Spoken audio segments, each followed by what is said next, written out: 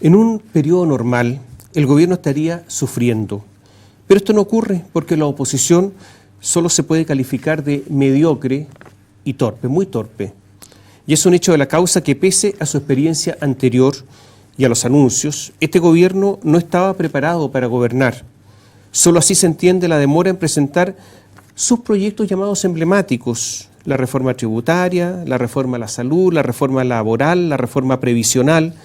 Los grados de ineficiencia de este gobierno en esta materia son sorprendentes, son evidentes además.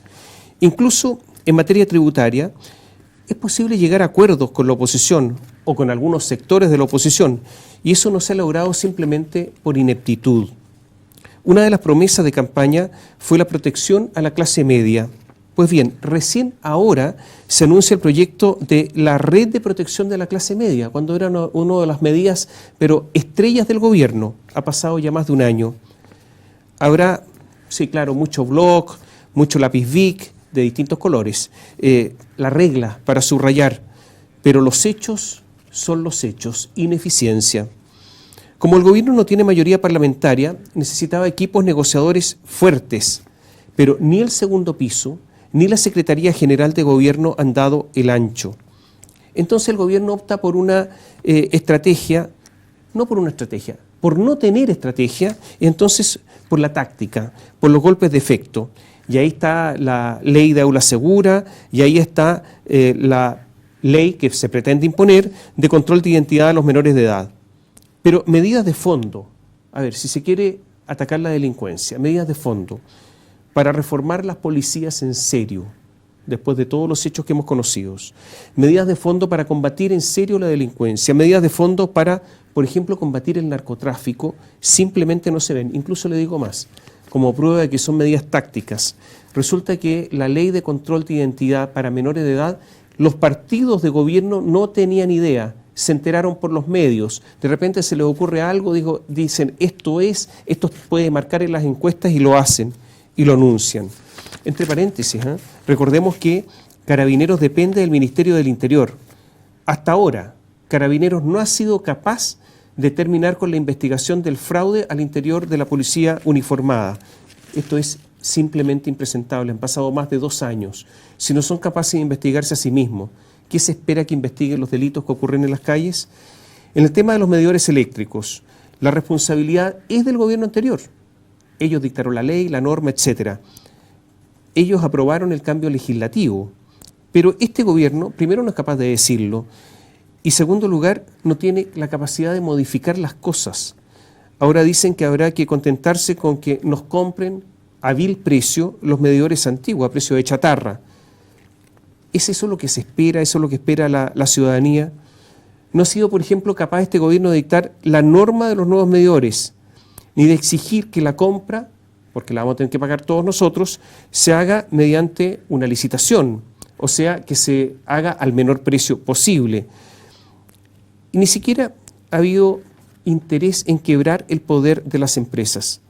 Cosas simples se están pidiendo, no cosas muy complicadas. De hecho, la ministra de Energía, Susana Jiménez, con toda desenvoltura, dijo que estos eran los menores precios posibles. No dio ningún dato de por qué decía eso, y solo sabemos que la Comisión Nacional de Energía había dicho que los medidores iban a costar menos de $100 y están costando más de $130. Tampoco el gobierno ha logrado aclarar por qué el exministro de Energía, Máximo Pacheco, dijo que en vez de 10% de utilidad que deberían tener las empresas, tienen el 15%. La diferencia es gigantesca, es enorme. ¿Ve usted que hay ineficiencia? Ya que en el asunto de los medidores ya que se están tomando decisiones políticas, porque evidentemente que esto de pagar por los medidores antiguos es una decisión política, aquí tenemos que decir que se produjo una negociación entre primos, porque el presidente Sebastián Piñera es primo del presidente de Enel, que es Germán Chadwick Piñera. O sea, la negociación por este asunto de los medidores es entre primos. ¿Se podrá modificar esto? Bueno, hay otro primo, que es el ministro del Interior, Andrés Chadwick. Todo esto es entre familias, ¿me entiende? Y resultamos todos afectados. Si bien la economía está mejor que bajo el gobierno anterior, que dejó la vara bien baja, el crecimiento de este año será inferior al del año pasado y progresivamente se está haciendo un cálculo a la baja en la medida que pasan los meses. El desempleo está alto y el país está carísimo. Basta con ir a un supermercado y ustedes se darán cuenta de cuánto cuesta comer. Y las industrias siguen cerrando una a una, sin que haya la menor preocupación por parte de las autoridades. Más bien hay indiferencia de las autoridades. Anuncios modestos, como el control de identidad en medio del letargo, permiten al gobierno, sin embargo, mantener cierto control de la agenda. Incluso patinazo, como el intento del gobierno de hacer pagar a los dueños de las tarjetas de los fraudes que se cometen, pasan sin mayor novedad, sin pena ni gloria. Esto sucede simplemente porque no hay oposición en serio, una oposición golpeada por Venezuela en lo más profundo, porque se ha dejado caer en ciertos sectores de la oposición chilena una verdadera duda acerca de su vocación democrática. Una oposición que ante la caída de Gabriel Silver como candidato seguro a la presidencia de la Cámara, se produce una disputa entre los candidatos de la ADC, Iván Flores y Víctor Torres, una pelea que parece de patio de colegio. Esa es la oposición que hay. Una oposición que nada propone y se aleja del sentido común ciudadano. No ajustan el foco, no sintonizan, y no lo hacen porque en demasiados casos no sintonizan con la gente, no tienen utopías, no tienen nada, ni siquiera un sueño, eso sería mucho, y ni siquiera tienen pequeñas convicciones ideológicas. Atrincherados en el Congreso, viven en esa, en ese lugar, en ese edificio donde hay tantos errores administrativos en los viáticos, por ejemplo. Y mientras tanto, el gobierno transita en medio de este letargo, y es un gobierno que entonces no se siente amenazado.